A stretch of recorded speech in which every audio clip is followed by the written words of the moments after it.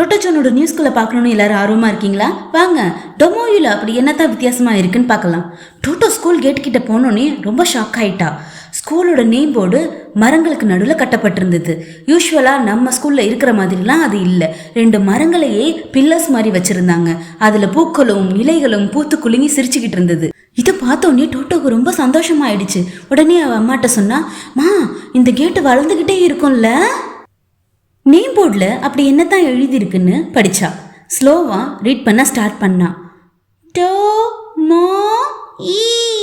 டொமோயி ஹாக்குன், டொமோயி ஹாக்குன்.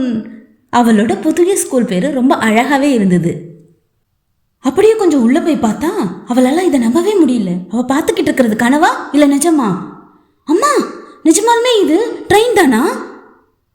உள்ள ட்ரெயின் நிக்குது. அவ பார்த்தது நிஜம்தான். டொமோயூல ஓல்டு ட்ரெயின் கார்ஸ் எல்லாம் கிளாஸ் ரூம்ஸா கன்வெர்ட் பண்ணி வச்சிருந்தாங்க. இப்போ அதை பார்க்கும்போது அவளுக்கு அப்படி ஒரு ட்ரீம் வேர்ல்டுல இமேஜினேஷன்ல மிதந்துட்டு இருந்தா நம்ம டோட்டோ. நீங்களும் தானே?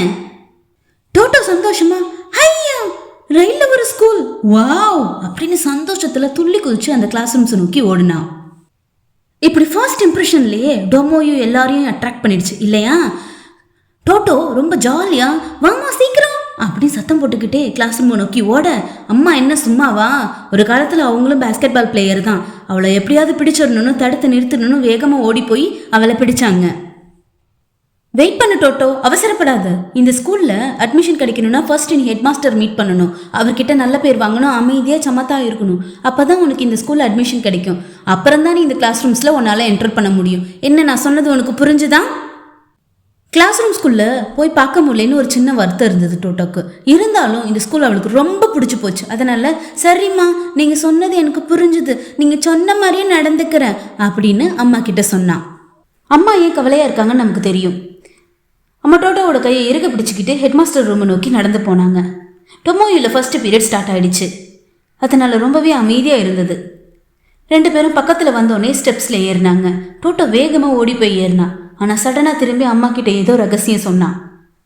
அம்மாவுக்கு டக்குன்னு ஒரு நிமிஷம் பயம் ஆயிடுச்சு. எங்க இவளுக்கு டொமோயோ பிடிக்கலையோ அப்படின்னு.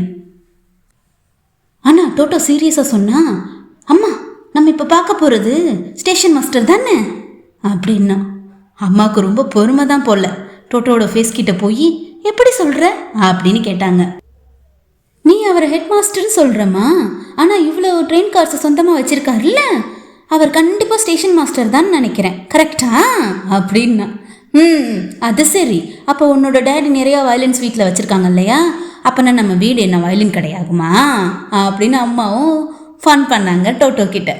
நோம்மா, ஆகவே ஆகாது, அப்படி சொல்ல முடியாதுல்ல. அம்மா கையை பிடிச்சிக்கிட்டே ஹெட் மாஸ்டர் ரூமை நோக்கி 2 பேரும் போனாங்க. 2 பேரும் உள்ள என்ட்ரு ஆன உடனே ஹெட் மாஸ்டர் எழுந்து விஷ் பண்ணாரு. டோட்டோ ஜாலியாக சிரிச்சுக்கிட்டே, நீங்க யாரு, ஹெட் மாஸ்டரா இல்லை ஸ்டேஷன் மாஸ்டரான்னு டக்குன்னு கேட்டுட்டா.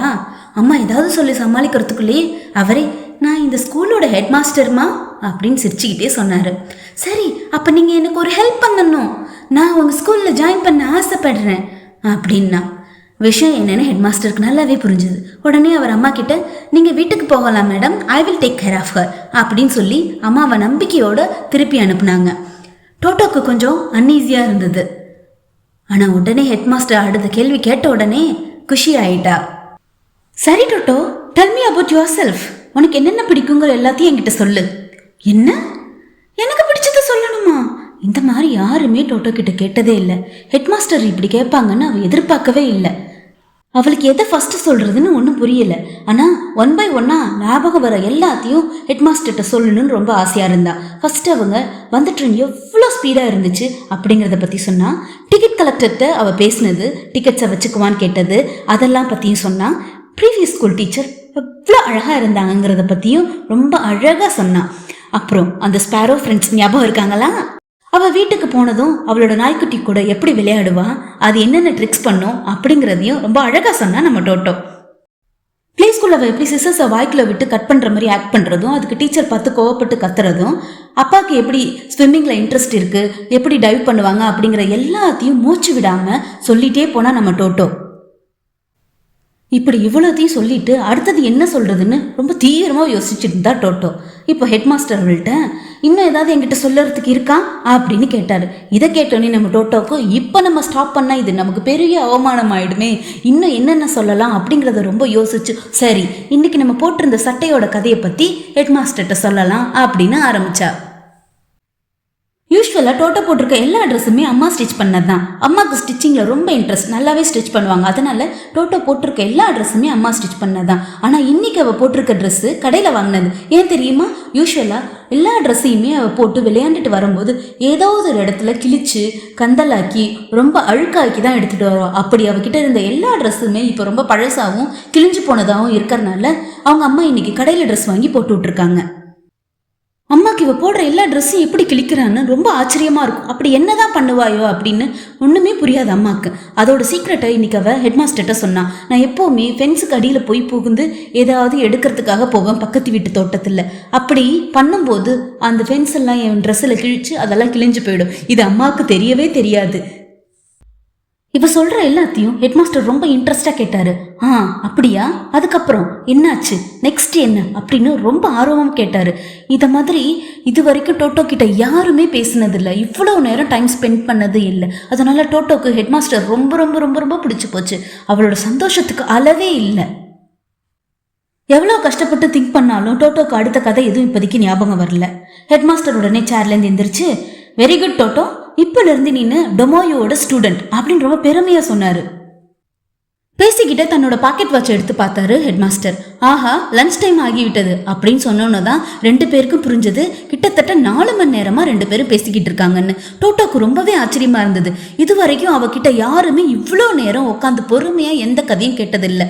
நம்ம டோட்டோசானுக்கு ஹெட் மாஸ்டர் சொசாக்கு கோபயாட்சியை ரொம்ப பிடிச்சி போயிட்டு அவர் கூட இருக்கும்போது ரொம்ப சேஃபாகவும் சந்தோஷமாகவும் ஃபீல் பண்ண ஆரம்பிச்சா. என்ன சிட்டீஸ், நீங்கள் ஆசைப்பட்ட மாதிரி டோட்டோக்கு டொமோயில் அட்மிஷன் கிடைச்சிருச்சு, ஹாப்பியா? இன்னும் என்னென்ன இன்ட்ரெஸ்டிங்கான திங்ஸ் டொமோயில் இருக்குது, டோட்டோ என்னென்ன கற்றுக்க போகிறா, அவள் ஃப்ரெண்ட்ஸ் எல்லாம் யார், எப்படி அங்கே லஞ்ச் இருக்கும், கிளாஸ் ரூம்ஸ் எப்படி இருக்கும், அதெல்லாம் தெரிஞ்சுக்கணுன்னா நெக்ஸ்ட் வீடியோக்காக நீங்கள் வெயிட் பண்ணணும். நெக்ஸ்ட் வீடியோக்கான அப்டேட் வேணும்னா மறக்காமல் புவியன் புக்ஸ் சேனலை சப்ஸ்கிரைப் பண்ணி வச்சுக்கோங்க.